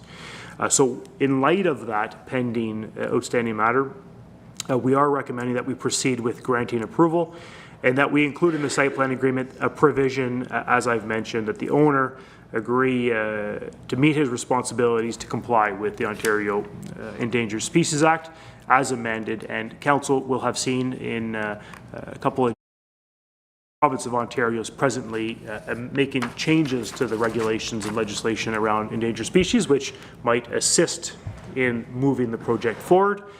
Yet to come. It's going to be coming forthcoming.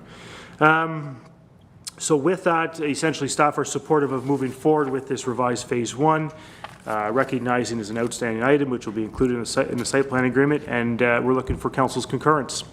Thanks so much. Thank you, CAO. And I'll go to my mover first, Councillor Moore.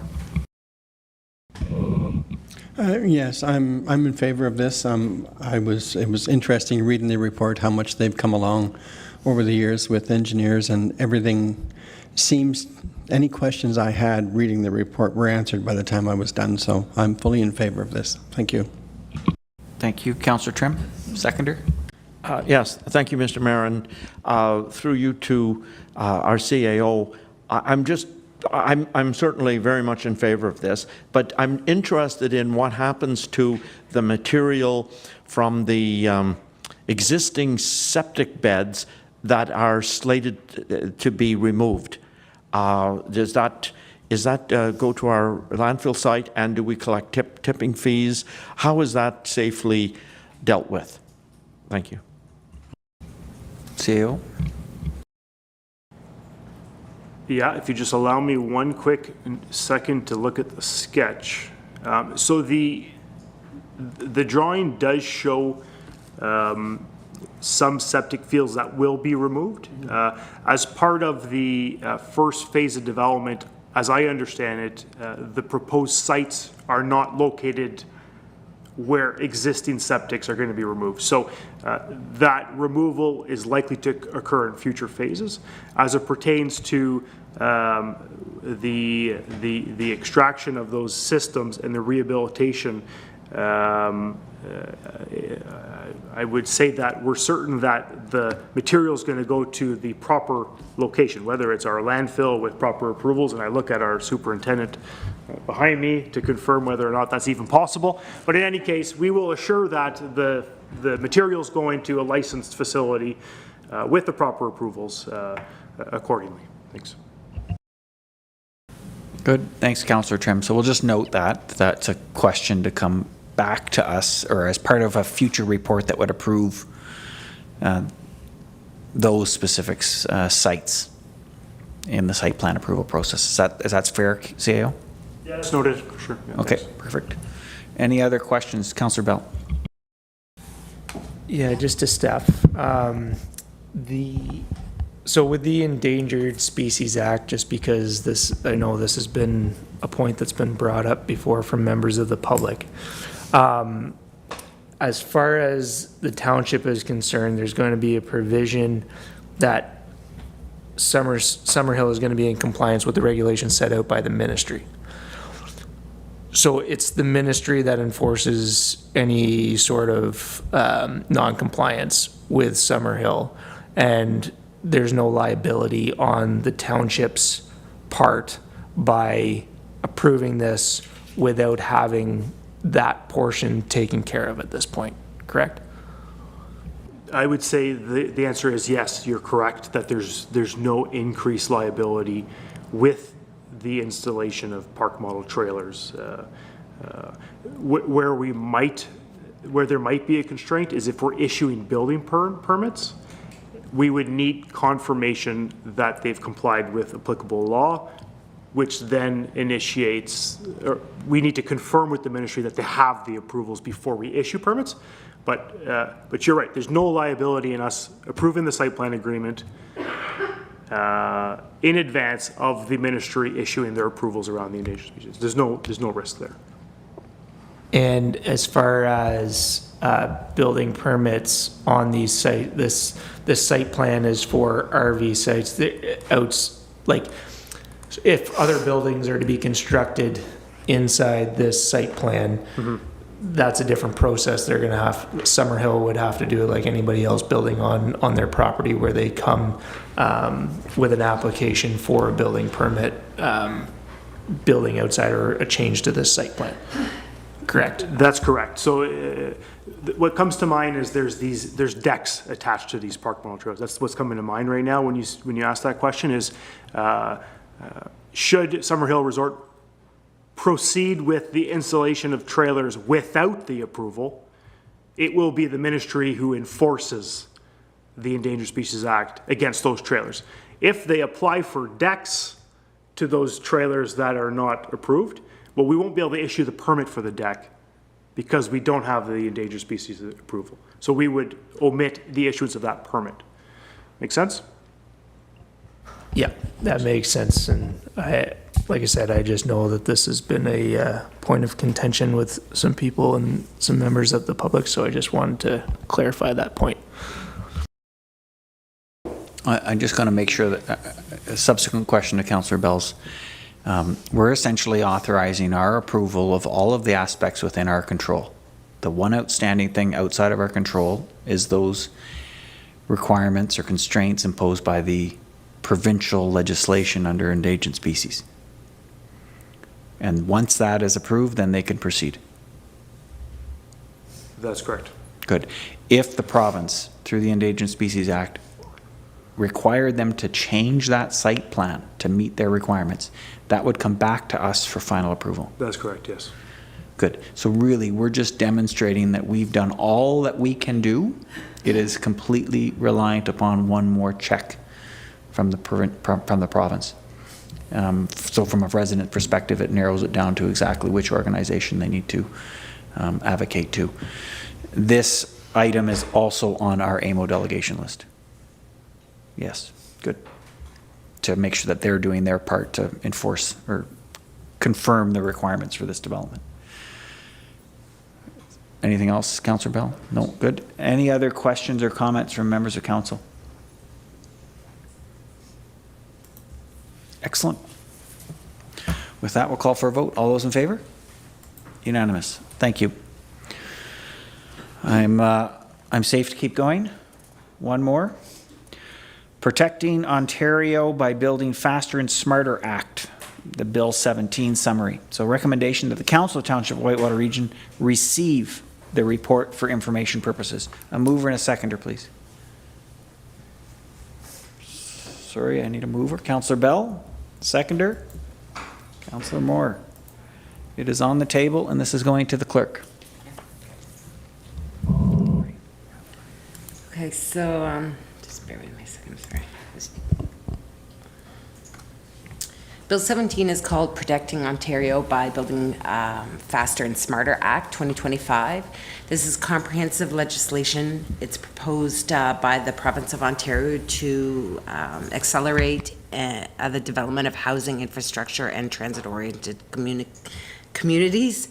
The bill was tabled on May 12th and it's undergoing its second reading currently. Just to go over some high-level impacts that would hit us the most. Currently, for study, do you want to go through it now? Study requirements and certification, certified professionals. Currently, it's very inconsistent across municipalities in the number and types of studies that are required for planning applications. So some of the proposed changes in this new legislation are that municipalities can only request studies that are listed in the official plan for the planning application to consider. Any new or additional study requirements must be approved by the Ministry of Municipal Affairs. The MMAH will be able to set rules about what study topics cannot be required, specific studies that may be required, and the types of certified professionals that we can accept reports from. This will help provide more consistent and be more predictable across Ontario. One of the next high-level areas is the as-of-right variations from setback requirements. Currently, right now, developers must take variances to Committee of Adjustment, which the Committee of Adjustment uses 4 legal tests to decide whether or not the change is allowed. The proposal is suggesting that developments can make changes up to 10% of the minimum setback requirements without needing to apply to the Committee of Adjustment for a variance. Another high-level policy is streamlining the development of communal water sewage systems and the permission for distributed module off-grid water treatment facilities. Currently, municipal consent is mandatory for construction of communal water and sewer systems, which are privately built, operated, and not connected to municipal infrastructure. But in the future, it may allow consultations to consider potential approaches, consultations will be considered to streamline municipal approval for these facilities and to support greater adoption. And it'll also help unlock housing supply in underserviced rural communities. The next area is exploring a public utility model for water and wastewater infrastructure. Currently, we are faced with a lot of pressures related to growth in infrastructure.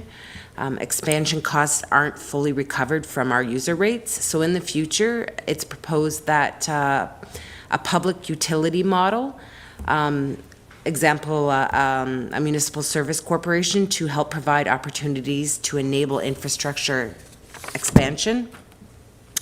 Next is streamlining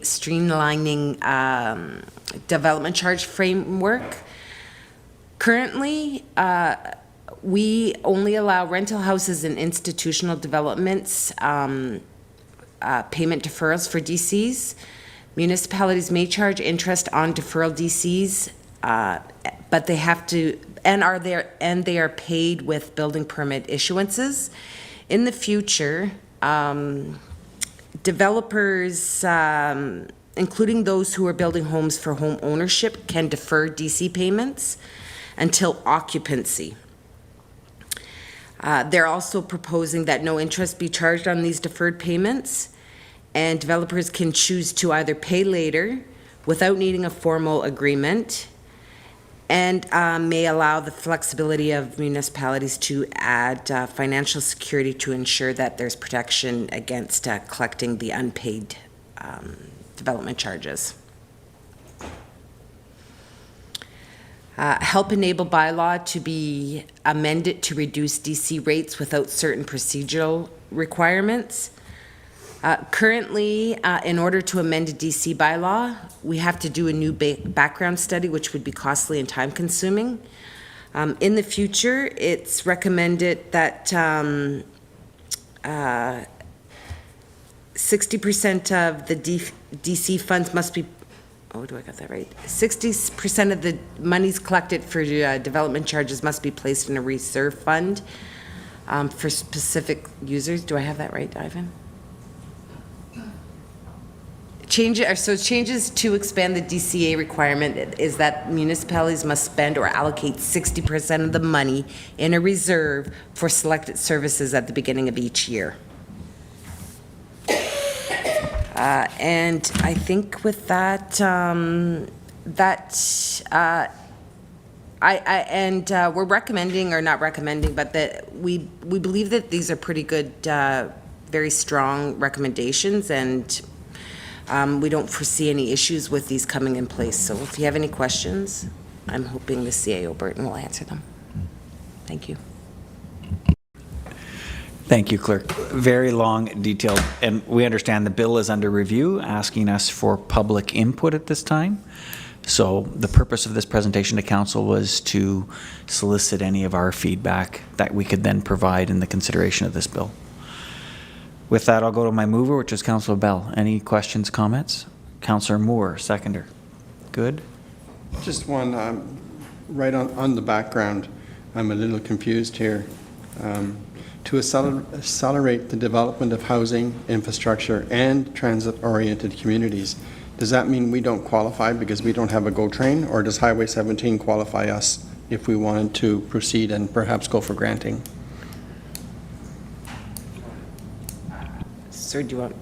Okay, so I didn't really touch upon that because we don't have the transit really, but the transit-oriented communities would also be a significant amendment. The bill proposes an expanded definition of transit-oriented community products to include those connected with the GO chain and light trails, so not just subways. We don't have any of those services, so I didn't really bring it up, but granted I don't. So it does apply. The legislation applies to us, but as a secondary impact. It's really, they're focusing the legislation in order to concentrate housing infrastructure in transit-oriented communities. But by virtue of changing DCs, it impacts us. But from a transit perspective, there's no impact. Yeah, I was just hoping for something with Highway 17, but no connection there. Okay, thanks. Good try. Any other comments or questions from anyone? Good. I throw a question on the floor just about the 10% minor variance changes. They wouldn't, so essentially what we're doing, this legislation would have staff able to approve minor variance applications within 10% of our zoning bylaw. Yes, I would say that through the building permit process, if the variation is quantified as less than 10% or less, then we could issue the permit without having a minor variance filed and approved. We would commonly, as a way to report back to council, is through a quarterly report, say there had been 3 or 4 of them, so we could track them by some way, shape, or form, so that we could have indicators of how many of these are going through. Good. Is there any concerns with any of our setbacks or any of our minor variances where 10% will make a significant impact?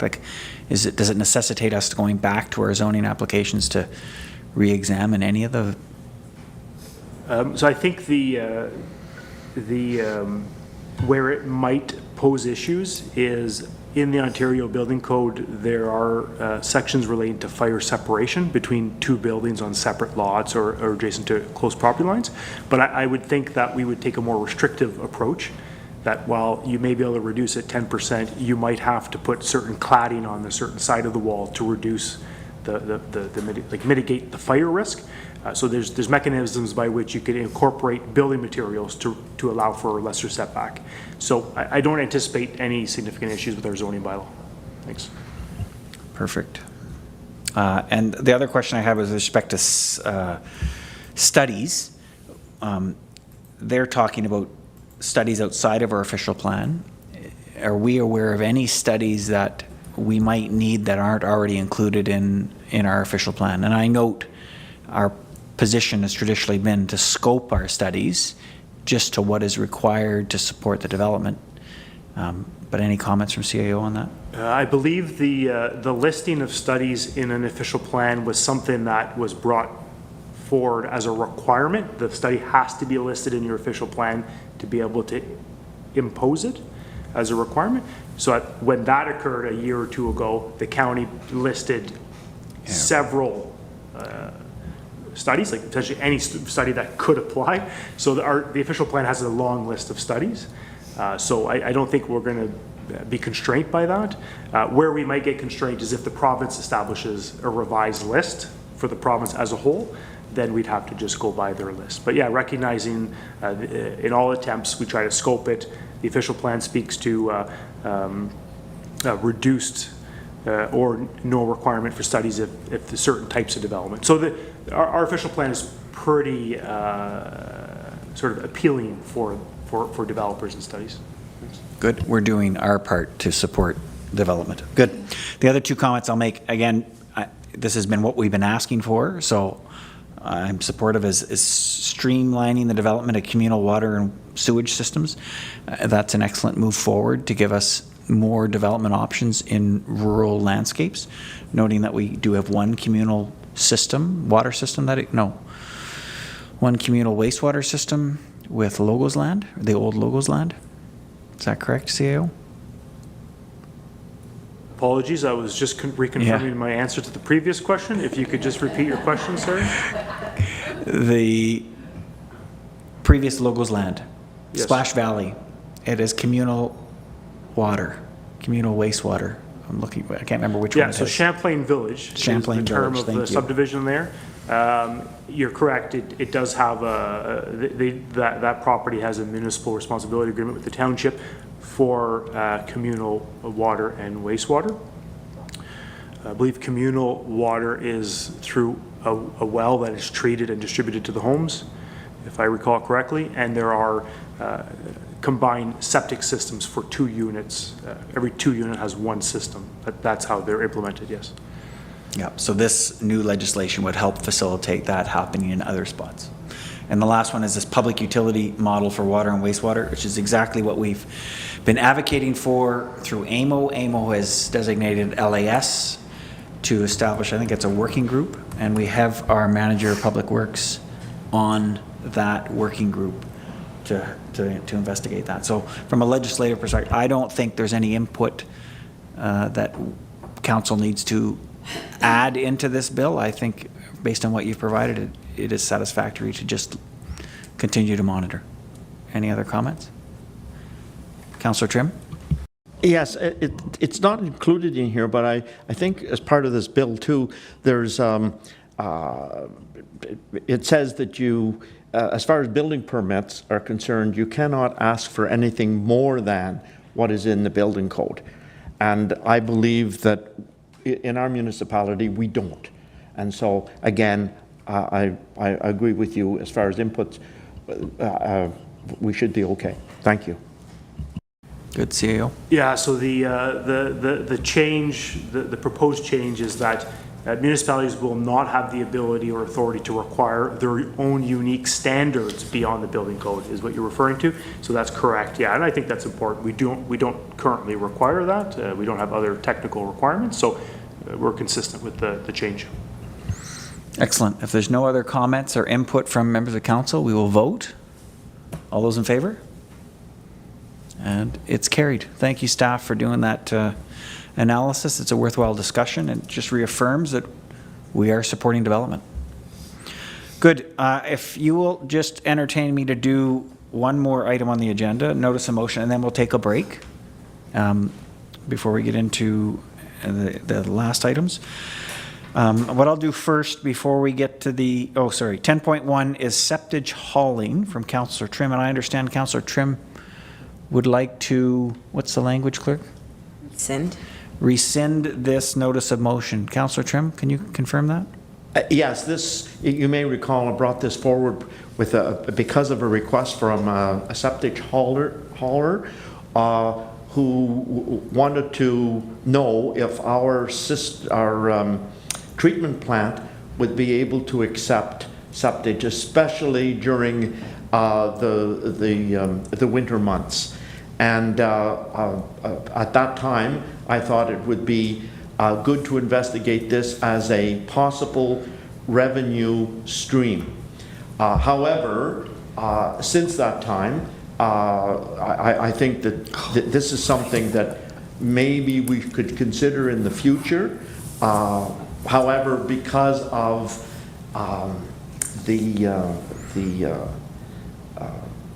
situation at present with the treatment plant, and we're not quite certain about its capacity, that we shouldn't be maybe making changes until we have that settled. And so for that reason, I would like to rescind the motion. However, in the future, it may be a good way to have some income for our municipality. Thank you, Mr. Mayor.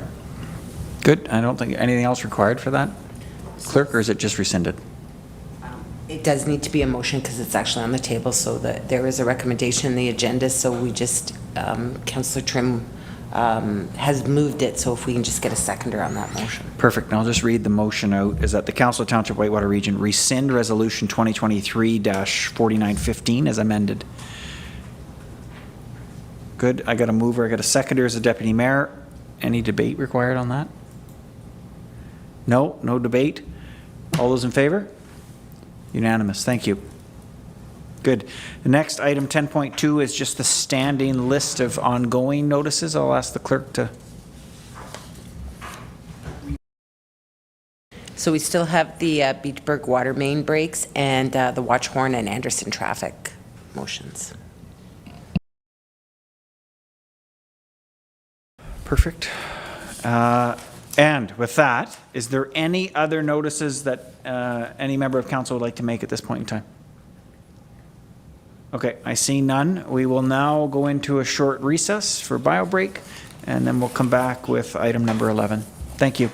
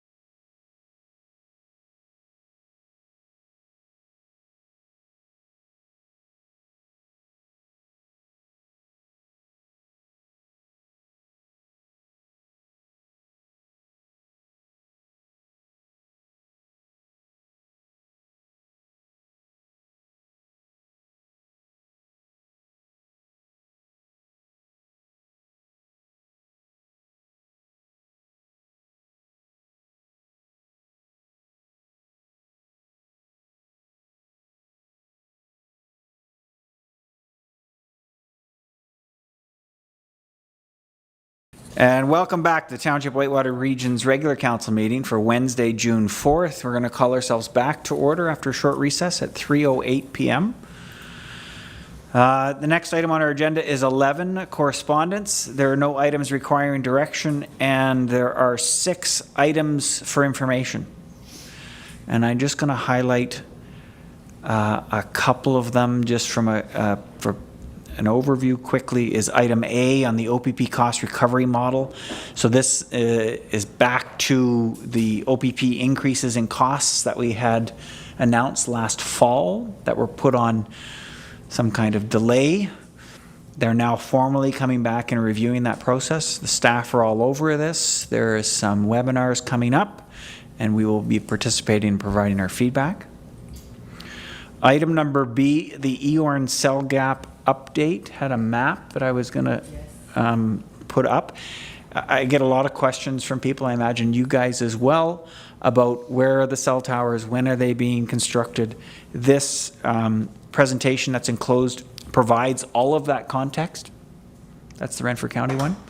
Can you blow it up just a little bit, the map part? So you can see the, yeah, there we go, that's perfect. The black ones in Whitewater Region, can you mouse those 4 black? No, orange ones circled in black. Oh, sir. Westmeath, no, up. Yeah, okay. Yeah. I know we are. 1, 2, 3, 4, those are already constructed and they're working. They may not be meshed yet. They may be meshing them once all of them are complete, but those are up and functioning. You can see the other 2 additional ones along, I think that's kind of along Grant Settlements. No, along the water. No, one more to the right. The other way. I don't understand. Those 2, yes, Councillor Moore's got them. Highlighted. Yeah, not highlighted. Those 2 are not yet to be constructed, but are scheduled to be constructed, I believe, the end of 2025. So that is going to provide us the coverage to provide for the community. Does that lead to any questions, or is there any questions about that? Yeah, Councillor Bell. Do you have a quick question? Maybe you have some insight into Oh gosh. I don't- Maybe you have some insight into it because with being on county, but it seems lately that cell service has actually gotten worse out in the Beachburg, Westmeath, Forsters Falls area.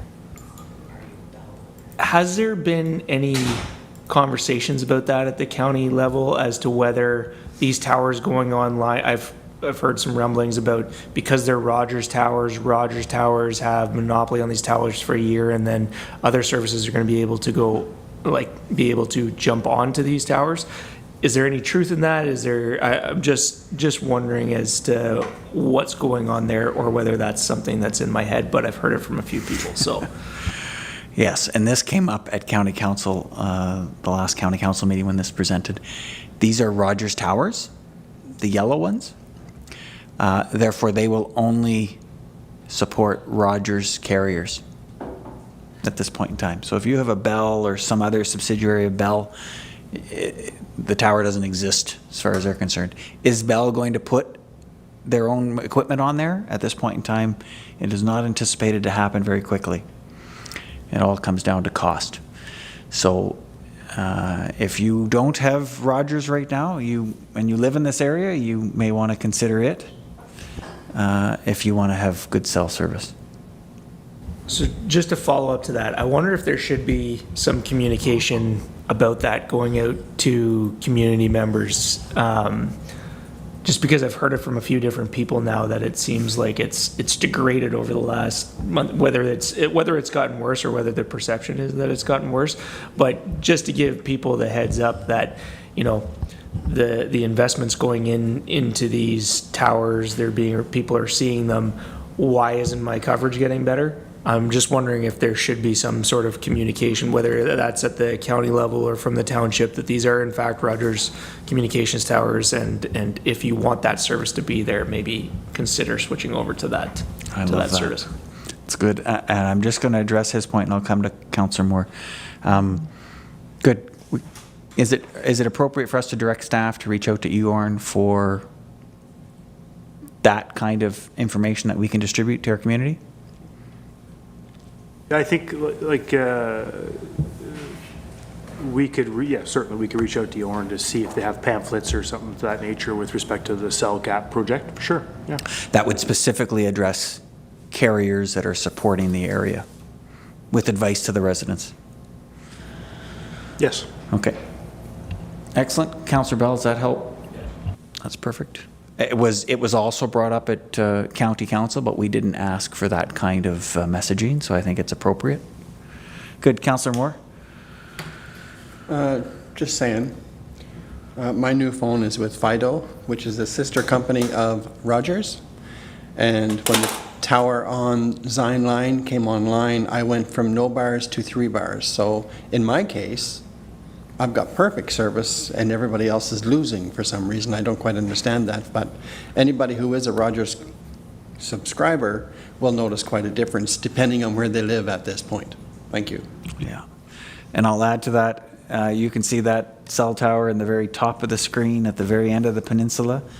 That's within a kilometer or 2 of my house, maybe, well, more than that, 5 kilometers, 6 kilometers. I do not have cell service still. So it is wonderful, but I'm unfortunately in that 1% of people that are not receiving coverage. Okay. Okay, any other comments on this one? Good, so we will see if we can get some information that we can share with council and our residents about carriers and cell tower plan. Good. I won't go over anything on C or D or E. F. Only thing I want to highlight with F, that is Parliamentary Assistant Sandhu's letter thanking us for a delegation at Roma. In his last paragraph of the letter, he includes a sentence that recognizes that they still have not met rural needs or something to that effect. I can't remember what the language was, but I take that as a positive because he did hear me. And they provided information on a whole bunch of other opportunities, and at the very end he still acknowledges that there's a need for municipal infrastructure. He recommends that we meet with our MP to advocate for federal funding, and the clerk is setting up a meeting with our MP to discuss exactly that. Good. Is there any other comments or questions from any members of council on any of those 6 information items? Otherwise, I'll just assume that you've read them and you can approach me individually. Staff, did anything you wanted to highlight that you felt appropriate? Nope. Okay, seeing none, we're going to carry on. Item number 12, which is announcements. And we'll start with the Deputy Mayor. Nothing at this time. Thank you. Councillor Bell? Nothing. Good. Councillor Tabbert always has a list, so I'm looking forward to hearing what's going on. I only have a couple here, actually. The Big Give is in Cobden this Saturday from 9 till noon, and that's at the Astrolabe Arena, and it's an event where everything is free. You walk in and you take out what you want. It's like a big free yard sale. Everybody contributes what they'd like, and they just come and take. And usually they have things for children to do as well. On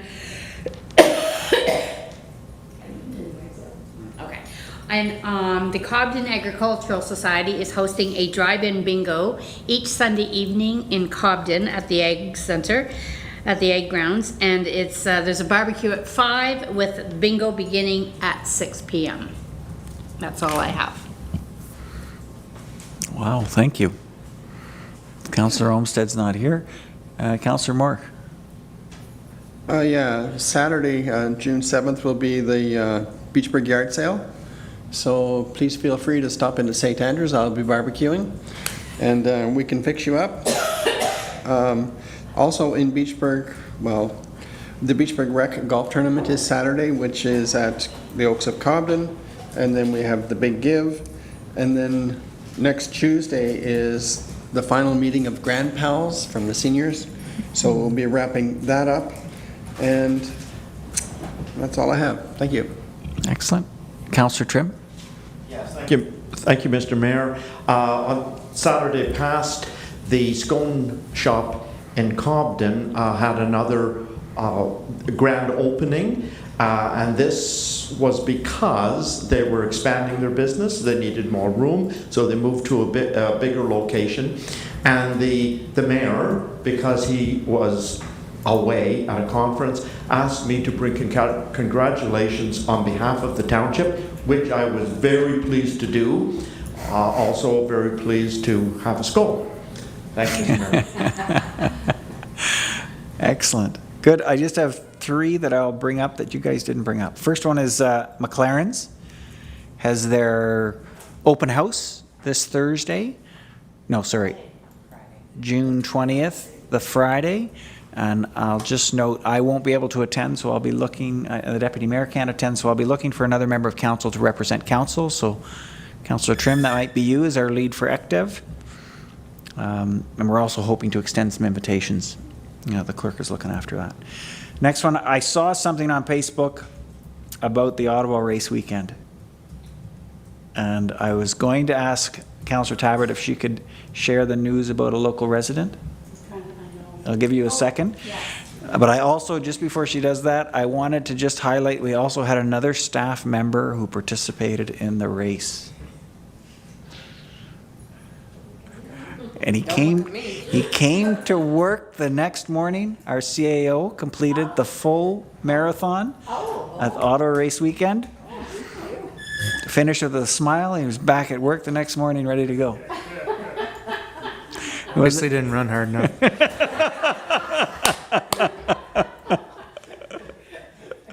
Good. Councillor Tabbert, do you remember the other resident that we wanted to highlight? Yes, I don't remember much of the details, but I know Tristan Woodfine, and I've done several stories of him for the newspapers over the years as a runner. He was in the top 10, I believe, to finish the marathon. He might have been in the top 5 too, but he did very well. He's from Cobden, and he's been running for years now. So yeah, so Tristan's actually my cousin, and he finished 7th. Was the yeah. Good.